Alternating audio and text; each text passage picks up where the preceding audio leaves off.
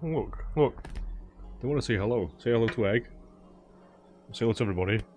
I've re-digged it at the minute. Looks kind of nice. I'll give it a bit of a trim. Right, hello everybody. How's it going? It is ridiculously hot in the UK at the minute. I've got all the windows open, about 4 fans on, and it's still horrific. I don't do well in the heat. Don't know about you guys. But today, nice and simple. Wow, it's not going to be very simple at all. It's going to be a bit of a bitch, I think. But Healtech time for the MT10. What I'm going to do is I am expecting my new exhaust anytime soon, really, maybe within the next week or so. It has been 6 weeks since I ordered it, but because of the TT and stuff, it's been a bit of an issues, logistics, all that crap. But what I am going to do is I'm just going to take the Healtech off the bike stock. I'm going to see if it makes a difference to sound, like I've done this in the past before. Take this off, take out the servo motor, again, reduce weight. It's only a few pounds, but whatever, it's better than now, innit, eh? And with the exhaust coming off, that's going to save a shitload of weight anyway. But we are going to install this guy in it. Now this is one of the older ones, if you can see, but apparently it should fit the MT10s. They're using the same servo motors. Pretty much everything in the back is pretty much the same as the older models, but we're going to check anyway. So yeah, we're going to go get this installed. Stay tuned, and I'll take you through the process. Now, might not have seen this guy in a while, but I have actually got an adapter plate for it now. Oh, good fucking god, it's hot in here. Holy shit.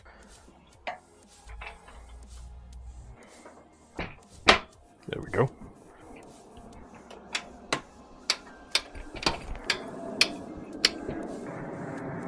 So underneath this panel here, we're going to get basically take the cables out. Cables run underneath the seats, and the unit is up here. So, take the seat off. So here is the unit itself.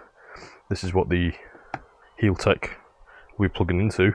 So this has a rubber grommet over the top of it to keep it in place. Essentially, we've got the cables that run from here down to the servo motor itself down there. We'll need a screwdriver to undo these, and then this wire will pull out. Now, don't turn this bike on when this is unplugged, because you will read a fault code, and if you've not got a scanner, thankfully I do, an OBD2 scanner, you won't be able to clear that code. And that, for awareness, is your OBD2 scanner port. So the easiest place to start really is here. We've got that off, but what we're going to do is going to take this panel off here. So that is strictly for emissions. They sit and tell you that it does stuff for torque and power, and it's all bollocks basically. What we are going to do is going to do a bit of a sound test with it on.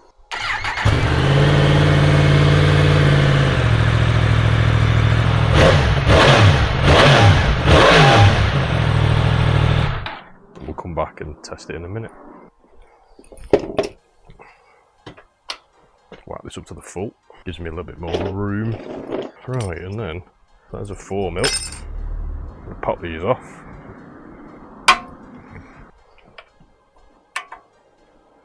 I assume there's one underneath as well somewhere. And this cover just pops off, like so. And now you can see the servo cables here and the motor. It's a little valve inside that opens up and regulates exhaust gases for emissions. Now, is this a 10mm or is it an 8mm? It is a 10mm. So what we're going to do, I'm just going to loosen these off. Now, if you want to put this back on, I would recommend measuring, because you're going to have to resync these up at some point if you wanted to do that. But because I'm basically deleting this whole system, I don't need to bother doing that, thank fuck. Now this slack should now enable us to be able to pick them out, and then if you can see this little sort of ball bearing looking thing, this is how it's retained. Open that up, and there you go, there's one of them released. Now this bottom one usually is a little bit more of a faff because it's usually tighter. So if we can undo this, I'll be very happy, because they can be a bit of an arse to get out. There we go. Oh, nice. Cool. Cracking. And you've got a retainer here, which you might actually be able to take off, because we won't need this for the exhaust, because it's going to be an underslung. So that might be coming off as well once I do the exhaust. But for now, that's all I needed to do there. Now what we've got to do is take this apart. We could just pull this through, but I don't really want to. It's a number 1 Phillips, I think. What is this? This is a Phillips 2. This is non-GIS. So a lot of the Japanese companies use JIS screws, so be aware of that. But yeah, we're just going to take this off. It's a very simple system really, it's just a series of pulleys. And there you have that one. And what we're going to do is we're going to do exactly the same thing. We'll pull these out. Simple. Pull it down and out. And that is free. And now we can remove the servo itself, which I assume there's a tab in here somewhere that you can, there we go. So you push this tab down, this one here, if you can see that. And then you pull that out. Now that is one of the simpler servo motors I've ever removed. The tough bit's going to be getting these cables out now. But essentially, like I said, it's just a pulley and winch system. And the ECU tells this motor how many degrees to turn through how many RPM that you're at. So how they get away with emissions on these is at 5,000 odd RPM, the flap inside, the paddle inside, which rotates by using this pulley system, will open past 5,000 RPM and then be able to obviously open the entire engine up. They tell you that these are for back pressure and for torque. It's absolute bollocks, and it's just solely an emissions piece to block off emissions below 5,000 RPM.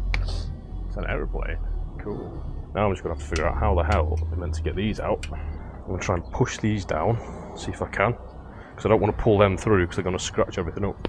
So you can see through the foot pegs. It will be easy to take the foot pegs off, but I really cannot be arsed. They run through here, and they have a grommet on the underside, it looks like, so I might have to take this off, thinking about it, unless I can get underneath there and push these out. You see that there? There we go.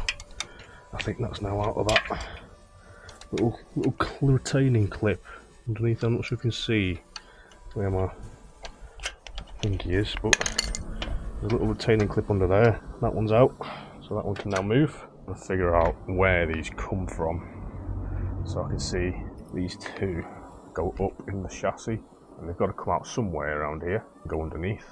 I don't think, oh, is that them? Oh yep, it is, it's these two here. So those two there, we pull those like this. There you go, there's one part of it. There we go, right. That through there.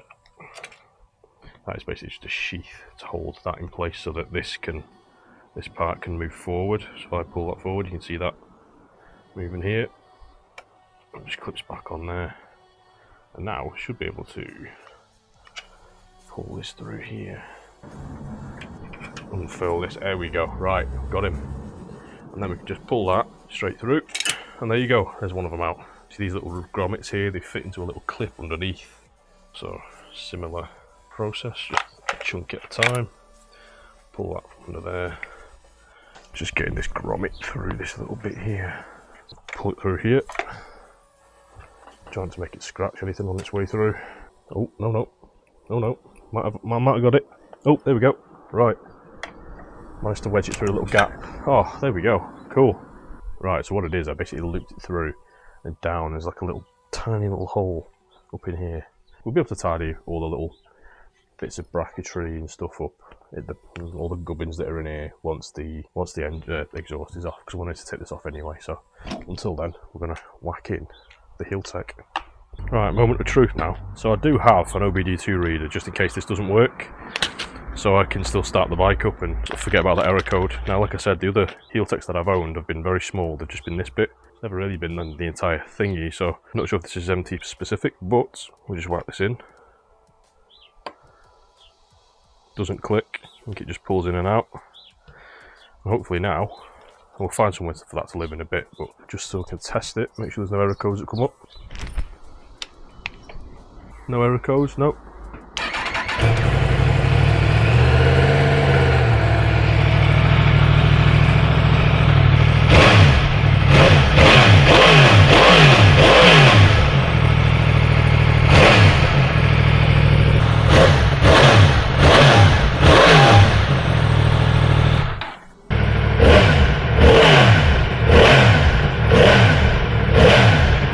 I can definitely smell more petrol being burnt off. Actually sounds a bit better actually. We won't do too much of that, but there's no errors that have come up. Healtech's done its job. And it actually sounds, weirdly, a little bit different, unsurprisingly. So I do have a bit of double-sided sticky tape here. I'm not sure where I'm going to put it though, so I'll figure that out at some point. But for now I'm just going to whack that back in there. Now this might alter the fueling a little tiny bit. It might be a little leaner down the bottom, I'm not too sure actually. It might actually be a little less lean down the bottom because you've got more flow, so that would be cool. It'd be interesting to see on a dyno, but unfortunately I don't have access to a dyno readily. But that is it, simple as that. Put everything back together and you've got yourself a better sounding exhaust and no more shitty emissions crap. So I'm going to clear this up, we'll get back inside and we'll talk over it. Well, that was honestly a really simple install, to be honest with you. They usually aren't too bad, but I was expecting to do a lot more than that because the Yamis, they tend to be a little bit more work when it comes to mods and stuff. Thankfully they're not anything like Healtech or anything Italian, so that's great. I'm actually fairly surprised. The actual initial idle doesn't really sound much different, doesn't sound much louder, but there's definitely a difference when you give it some throttle. It sounds a bit more raspier, and the feeling on the throttle as well is actually a little bit different, so I'm going to run it just so that the O2 and closed loop system can kind of catch up with the change, and then we'll take it out for a test ride at some point. I've got the exhaust coming tomorrow, so I kind of want to maybe do that tonight, to be honest with you, but I'm not sure. Wait until it goes a bit cooler and then I'll bugger off. But yeah, the throttle response feels a little bit better. That was in A mode. I usually don't really ride anything other than A mode, maybe B mode when it's raining, but the throttle response felt good. And usually with the servo motor in, it usually feels quite bogged down, and you can definitely feel up past 5,000. There's like a bit of a dip, or there's something in the power curve that just doesn't really feel right. I'm waving my hands around like I'm having a little jiggle, but that seems to have just gone, even just from revving it up for 10 seconds. You know what I mean? Like that it feels different and it sounds a lot more raspy. So I can't wait to take this pipe off because it's still quiet. You know, it's still quiet, but even that was just a little bit of an increase. Sounds really nice. The kind of aggressive raspiness is coming straight through from the bottom end of the RPM through to, you know, to the higher end of the RPM. I wasn't going to go crazy because, you know, I've not warmed the bike up for too long. And like I said, we'll take this out for a ride, but there you go. It's fairly easy install. But stay tuned for some more on this. Stay tuned for the exhaust that's coming up. Install is going to be coming up soon. Anyway, thank you so much for watching. I hope you've enjoyed that. See you very, very soon, I'm sure. Until the next time, boys and girls. Sort them out. See you soon. Goodbye.